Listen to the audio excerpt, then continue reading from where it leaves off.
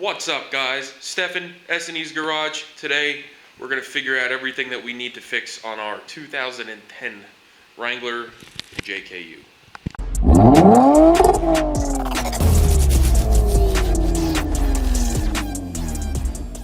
Alright, so let's jump right into it. We're going to start here under the hood with this 270,000 mile power plant here. Like I said in my original video, we have several oil leaks here. We definitely have a valve cover gasket leaking on this side, so I can only assume that this side's going to be the same, and it is. But here's my problem. This thing's got 270,000 miles on it. This engine's on borrowed time, and I don't see it worth my time or my money to go and reseal this engine. So I'm really not too concerned with oil leaks. We're going to leave the oil leaks alone because, again, that's not really going to affect the way it's running. You'll see we have some oil there in the valley, sort of, as well. We just have to make sure that's not coolant. I know some of these like to leak at the intake manifold gaskets, so we are just going to make sure there's no coolant under there. And I really don't think that's coolant. That looks like oil, so I think we're all right. Now, I did have a small coolant leak coming from this thermostat housing when the engine warms up. It barely, you can barely see it, but I saw it.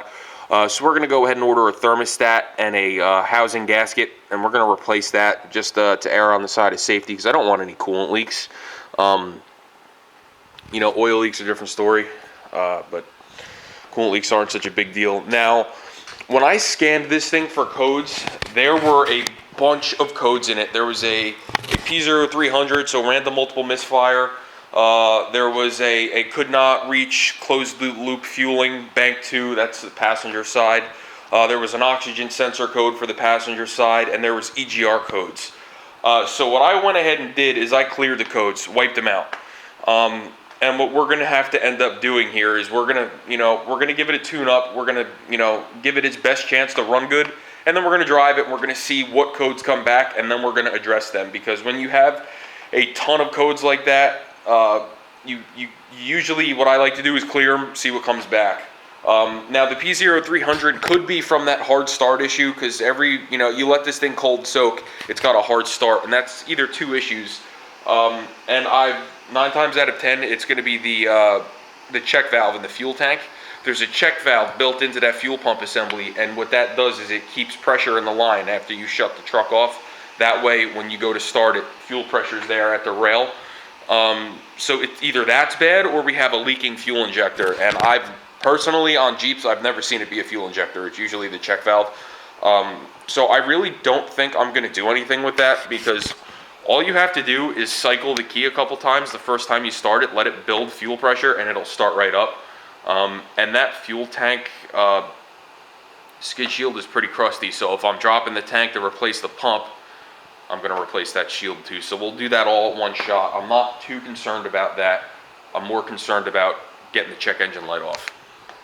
So we're going to end up doing a tune-up on this, because this coil looks, pretty old. So what we'll end up doing is replacing this coil, and then we'll do spark plugs and wires. The spark plugs on this side at least look like they're going to be very easy to get to. This side's a little bit tighter because we have the battery in the way and some of this other stuff, but still easy enough. So we're going to go ahead and order spark plugs, wires, and the coil. Now, one other thing this thing is going to need is obviously an oil change. You'll see it calls for 5W20. We're going to step that up. We're going to put some 1030 high mileage. I like to use Castrol high mileage. That's what I use in my beater with 200,000 miles on it, and it doesn't burn any, and it runs good. So we're going to step it up to some 1030. Hopefully we can slow down that rear main seal leak a little bit. Now, earlier I said I'm not going to do anything with the valve covers. I shouldn't say that yet. I need to drive this thing, because if the valve covers are leaking to the point that it's getting onto the exhaust manifold and smoking, then I'm going to have to take care of it, because I don't like smelling burning oil, if that makes sense. So we're going to play that one by ear. But let's get under it. Let's look at what's leaking underneath, and then let's jack it up, check out the front suspension. And here's a better view at that coolant leak I was telling you about from this thermostat housing that we're going to correct. Alright guys, so we're here under the Jeep. One of the first things I'm noticing here is if you look at this tie rod end, it's covered in oil. So if we go up to right here, you'll see that we have some transmission lines that are leaking. So we're going to go ahead and order them and replace them. I'm pretty sure they're relatively easy to do, so I'm not really too worried about that. But as we come further back here, and it is a little tight, you'll see we have some more oil leaks. This is likely coming from the front main seal, more or less. But as we get further back, let me get you back here a little bit better. Hang on. So like I said, as we get further back, it keeps getting a little wetter. And a lot of this oil here is coming from up above. And I can see the valve covers up there, again, are pretty wet. So really we might have no choice. We might just be doing these valve cover gaskets. This is some rear main seal, and again, that's going to be some valve cover. And then if we come further under, you'll see the oil's coming from up above here too. So it's coming down from the valve covers, and it's probably leaking from this rear main seal. So we have some leaks to address here, and then I'm probably going to drop this trans pan and do a trans service on it, change the filter, change the fluid. It doesn't look like it's too big of a pain in the butt, but that exhaust actually might be in the way. So we'll see what happens there. But other than leaks, everything looks pretty decent under here. So let's go ahead and start checking the front end out.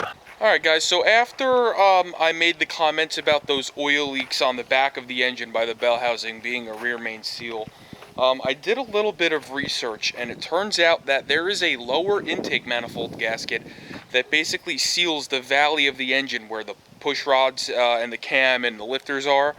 And when that gasket fails, it leaks down the back of the bell housing. In order to change that gasket, you have to remove the lower intake, and to do that you have to drain the coolant. We're already addressing a coolant leak on the lower intake by replacing the thermostat housing gaskets. So at that point, I'm already there, I'm already draining the coolant, and I'm already doing the valve cover gaskets and a tune-up, and I'm already right in that area, so it's really not going to be that much more work for me to go ahead and replace that lower intake manifold gasket. So we're going to order one of them as well and address at least that oil leak. And I'm not going to worry about the front and rear main seals. I just wanted to update that really quick, so I'll stick this in the video somewhere. Alright guys, so checking the front ends on these Jeeps is actually super easy. All you need is your two hands and a pry bar. So the first thing we're going to do is we're going to come down here, we're going to grab the wheel side to side, shake it, and we're going to feel for any excess play. And we don't have any, we're just moving the whole suspension, or the whole steering system right now, there's no play. Then you're going to grab it top to bottom. Same thing, this is going to check the wheel hubs and everything. And now to check these ball joints, what you're going to want to do is you're just going to stick a pry bar up under the tire, and you're going to pull up while holding the wheel. And you're going to feel for any type of movement or clunk sensation. And we don't have that on this side. So the front suspension on this and steering is good. So the ball joints are good, tie rod ends are good, drag link is good. The track bar is nice and tight from what I can feel. We're probably going to replace the track bar for an adjustable when we do the lift. That way we can recenter the front, axle under the truck. But let's go ahead. Let's move you over to the driver's side and check that. Alright guys, same deal. Side to side. We're just moving the whole steering system, nothing there. Top to bottom, nice and tight. Put our pry bar under it. Pull up, nice and tight. Awesome, so we don't have to do any front end work on this. The front end is good, minus, like I said, we're gonna lift it, but everything else is good. So checking the brakes is actually gonna be super easy because we can see right through the wheel here. This wheel's got a lot of dust on it, so I don't know if that's because of a previous brake job or something, but these pads look nice and thick. So these front brakes are good on this side. We're going to look through the wheels over here on this side. Spin the wheel a little bit. Yeah, you'll see we got plenty of meat on this pad. Let's get behind the truck. Look under here. We might need rear brakes soon, but not yet. Nah, we still got a pretty good amount of meat in there, so we're good back here. Let's get over to this side.